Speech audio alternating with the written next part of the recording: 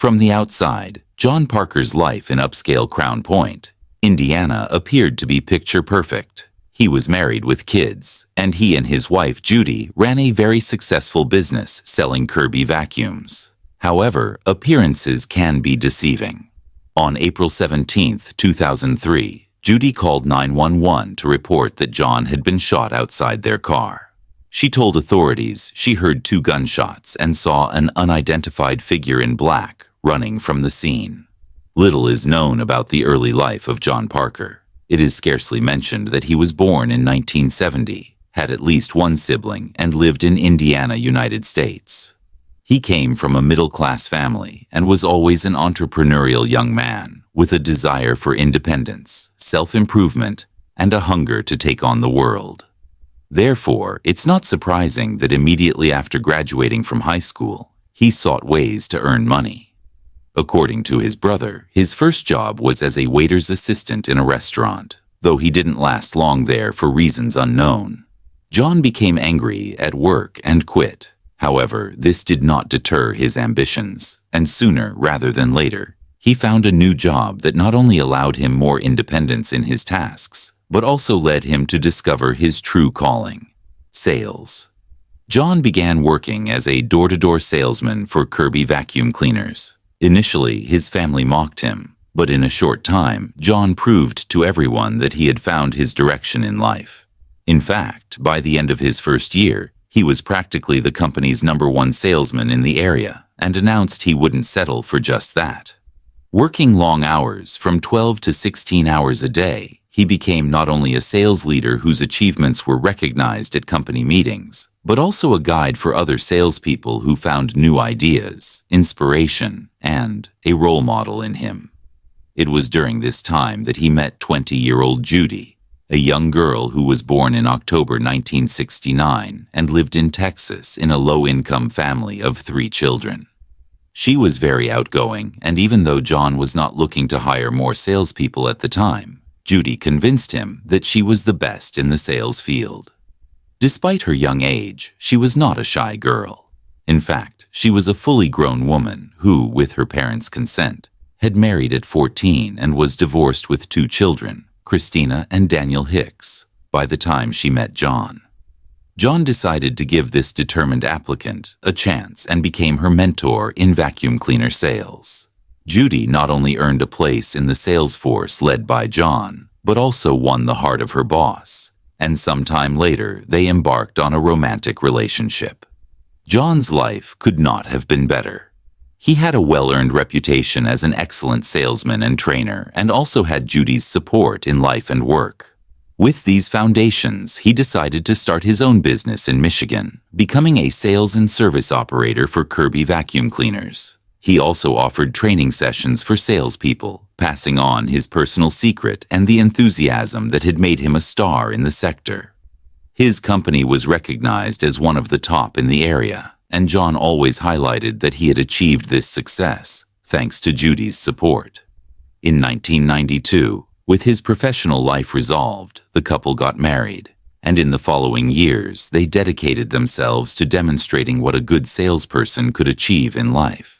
The couple had 2 daughters, Tiffany and Erica, bringing the number of children in the family to 4. They moved residences several times, always to better locations, and the children began to enjoy the benefits earned through the hard work of John and Judy. Initially, John had no issues with his wife's children. Christina was a sweet little girl, and Daniel was somewhat hyperactive and mischievous. The Parkers enjoyed a good home, excellent schools for the children, high-end cars, and frequent vacations. John was amassing a significant fortune and didn't want to hide it. On the contrary, he used it as an incentive for the young salespeople he trained, showing them what could be achieved through hard work. However, as time passed and Judy's children entered their teenage years, problems began. Christina's choice of friends was terrible, as she chose those with the worst behavior and engaged in drinking with them. Allegedly, according to some sources, she also used drugs. Meanwhile, 13-year-old Daniel was not on a good path either and seemed to be angry and poorly accompanied all the time. On one occasion, while with a group of friends, Daniel took John's car and drove around the neighborhood, destroying many of the mailbox posts. The next day, John went from house to house, paying the owners for the damage caused to prevent them from reporting the boy to the police. Around this time, John was also called to his stepson's school to receive a complaint about the boy's bad behavior. It appears that on this occasion, John ended up hitting the young man, which of course generated tension in the relationship. After 9 years together, Judy finally took her family to Texas so they could see the humble place where she had grown up and meet one of her brothers who still lived there. During this trip, Judy complained to her brother that her marriage was failing and that John mistreated her children. The truth was that Judy, far from recognizing that her older children were on the wrong path, sided with them, which of course heated up what seemed to be a pressure cooker. If everything was already bad, things worsened when John began to suspect that his wife was being unfaithful with an employee of his company. True to his way of solving problems, John was not a man to sit and stew over a problem, but a man of action. To leave no room for doubt, he installed cameras in various parts of the office and finally obtained irrefutable proof that confirmed his suspicions. At that moment, John's world collapsed, and his previously cheerful and cordial behavior took a 180-degree turn. He began to drink, and under the influence of alcohol, he not only had terrible arguments with Judy, but also became rough towards his children. His daughter Tiffany received a beating with a belt when her teacher informed her father that she had not brought her homework to school. When the teacher saw the marks from the beating, the next day she called social services to report the incident. Before they arrived, John made it clear to the 4 kids that if they wanted to continue enjoying the luxurious life they had been living up to that moment, it was better to say nothing about the beating. Indeed, Tiffany blamed her stepbrother Daniel for what had happened, and he did not deny it. However, John's bad mood didn't only affect his family. His employees and even the company's clients suffered from the betrayed husband's outbursts of rage. Seeking to put distance between his wife and her lover, he decided to move the family to an exclusive area in Crown Point, Indiana. Despite still being in love with Judy and hoping that by removing her from temptation, they could have a fresh start, things did not improve. While Judy began to improve her appearance by losing weight and changing her look, John let his beard grow, started smoking, his wardrobe was reduced to jeans, and he was constantly distracted. The business suffered as a result of his state, ending up almost bankrupt and having to sell his boat to stay afloat. Rumors circulated in the office that Judy was having an affair with Jeff, John's right-hand man. Though it was unclear if the rumors were true, they undoubtedly fueled more disagreements. At a certain point, Judy informed him that she had decided to divorce, but it wouldn't be that simple. John felt that he had given everything to his wife, pulled her out of poverty, accepted her children, showered her with luxuries, and above all, loved her to the point of idolatry. With that same passion turned into resentment, he began to cut off all his wife's sources of money. He made it clear that if she left, she would leave with nothing, and his secret weapon was the recording of her infidelity with the office employee. This was the scenario at the beginning of 2003. And of course, the tensions between the couple affected the children, whose behavior went from bad to worse. Even Tiffany spent the holidays grounded because she and a friend had started a fire on school grounds. The end of the arguments came on Thursday, April 17, 2003, when John and Judy went out to dinner alone at a restaurant, possibly trying to find a solution to their situation, or maybe just trying to tone down the confrontation. After dinner, they called home to check on the kids and announced they would return shortly. At that moment, Christina asked them to stop by the office because she had left a school notebook there. Leaving the restaurant, they headed to the company, and John took the opportunity to bring the leftover dinner to Jeff, who was supposedly working late. The couple arrived at the office in a deserted industrial area just before 10 p.m. Both entered the office, and while John talked to Jeff, Judy picked up her daughter's notebook and returned to the car parked outside. Minutes later, John came out of the office and opened the rear door on the driver's side to search for something in the vehicle, when suddenly 2 loud bangs were heard, and John collapsed on the parking lot floor instantly. The 911 received calls from Judy and the other from Jeff. As routine in such cases, police and medical assistance units arrived at the scene within minutes.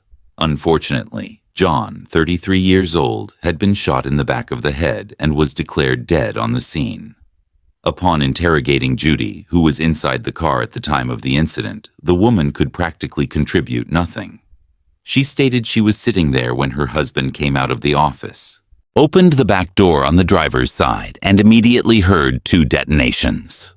Judy recounted that her reaction to hearing the shots was to hide, protecting herself with the seat, and when she lifted her head, she only managed to glimpse what seemed to be a man in dark clothing running away from the car. John's wallet was missing, so at first glance, the incident seemed to have been a robbery. But the more the scene was analyzed, the more doubts arose in the investigators' minds. No one besides the couple knew they were going to be there, so a series of questions were formulated. Why would someone be looking to commit a random robbery in an industrial area that had no people in circulation at night? If it had been a robbery, why did they first take his life and only then strip him of his wallet when, in plain sight, John was wearing a $20,000 gold Rolex and other easily accessible jewelry? Why hadn't the thief searched the pockets, as criminals usually do in these kinds of assaults? More questions than answers. 2 bullet casings were found at the scene of the attack. This matched Judy's account of hearing 2 detonations. One of the shots ended John's life almost immediately, and as for the other, there was no official information. With their heads full of questions, the investigators began their work, and of course, the first person they took a statement from was Judy. She claimed that sometime before, her husband had had an argument with an employee of his company and identified the man. Beyond this, Judy could not provide anything more of interest beyond what she had said at the scene of the incident. Jeff was also not helpful. He was inside the office, and when he came out upon hearing the detonations, everything was already over. Meanwhile, the authorities contacted the Parker residence, and the call was answered by Christina, who was informed that her stepfather had passed away. With the robbery motive almost ruled out, detectives turned their focus towards John's circle, starting with the allegedly resentful employee. The man confirmed they had a significant argument, but said it had been amicably resolved. Moreover, he had an alibi that was investigated and verified. The investigation then expanded to nearly everyone close to the young businessman, business partners, past and current employees, competitors, and even John's friends and family. The only slightly suspicious finding was the interaction between the widow and the company's general manager, but there was no substantial evidence. Judy's demeanor during her husband's funeral was very intriguing.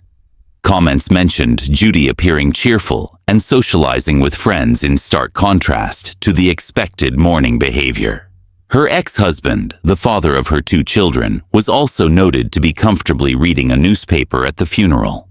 4 days after John's murder, Daniel, 15, was brought in for questioning on suspicion of involvement. This suspicion was based on an incident 6 months prior, where police were alerted by gang members that Daniel had paid them to kill his stepfather, John. Although they said they never intended to follow through and had merely kept the money, the police deemed the story implausible, confiscating the money and filing a report without apparent further action. However, given John's eventual murder, investigators revisited Daniel's potential involvement. Under interrogation, Daniel confessed to paying individuals to harm John, intending not to kill him, but to injure him, like breaking his legs. Despite detaining one of the youth Daniel allegedly negotiated with, he was released due to a solid alibi verified by the investigation. Daniel was released after 9 days due to lack of substantial evidence and his minor status. Later, it was revealed that John had issues with Judy's children, leading to more investigation into Daniel and bringing to light suspicions about Judy's daughter, Christina. Christina, 17, denied everything when questioned, and like before, the alleged plan led nowhere. Given that both teenagers had shown a desire to eliminate John, investigators wondered where the money for these schemes was coming from, suspecting Judy as the only possible source. Further inquiries revealed that the relationship between the couple had significantly deteriorated prior to John's death, with at least one of Judy's affairs coming to light. However, sources indicated that John had no intention of leaving his wife and was seeking ways to salvage the relationship. The primary motive for Judy to target her husband appeared to be financial, with detectives discovering John had 2 life insurance policies totaling $1 million. Judy had attempted to claim this money after her husband's death, but the insurance company initially refused to pay, citing the ongoing investigation into his death.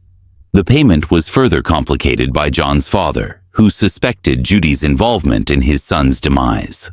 Despite these leads, the case eventually stalled, with only circumstantial evidence available. Life moved on, but significant changes occurred within the Parker family household. Judy was hardly ever home, apparently busy with her new partner, Jeff, John's trusted manager. In her absence, the older siblings took care of their younger half-sisters, Tiffany and Erica. Months later, Judy and Jeff decided to move out of state with John's younger daughters, while Daniel went to live with his biological father. Christina remained in the house, now pregnant and with a boyfriend. Though the investigation had hit a dead end, authorities kept the case open, regularly revisiting the files in hopes of finding something substantial. Their persistence paid off when, following a new lead, they interrogated some schoolmates of Christina and Daniel, who admitted to selling them a firearm. This information led detectives to investigate a piece of family-owned land used by Christina for shooting practice. Upon inspecting the area, investigators indeed found several bullet casings. These findings were analyzed in laboratories, and a significant clue was discovered. The bullet casings matched those from John's crime scene. In 2007, additional information emerged through a colleague, a narcotics officer who had been tracking Christina's ex-boyfriend involved in a drug case and arrested. Seeking leniency in his case, the ex-boyfriend disclosed a conversation with Judy in which she mentioned that it was her son Daniel who had fired the shot that ended John's life. Confronted with this information, 21-year-old Christina, linked to the weapon used in the crime, quickly began to talk. She admitted to purchasing the weapon and calling her parents on the night of the incident, asking them to stop by the office under the pretense of picking up forgotten homework. She confessed to being part of a plan to kill John, with her brother Daniel designated as the shooter. When 19-year-old Daniel was located and detained in Arizona, he was presented with the new ballistics evidence and his sister's account. He readily admitted to being the one who shot John, but claimed that Judy, their mother, was the mastermind behind the plot. Daniel disclosed that Judy had paid for the gun and pressured him into carrying out the act. The siblings told investigators that their mother had been in financial trouble after John cut her off, and that her actions were driven by a desire to claim the $1 million life insurance policy. Investigators discovered that Judy's new boyfriend, Jeff, played a part as well, providing financial support to the Parker children during the process of murder. With the new evidence, Judy Parker and Jeff were arrested. The case was finally solved, but the legal proceedings dragged on until 2010, when Judy Parker and Jeff were both convicted of conspiracy to commit murder, and Daniel was charged with first-degree murder.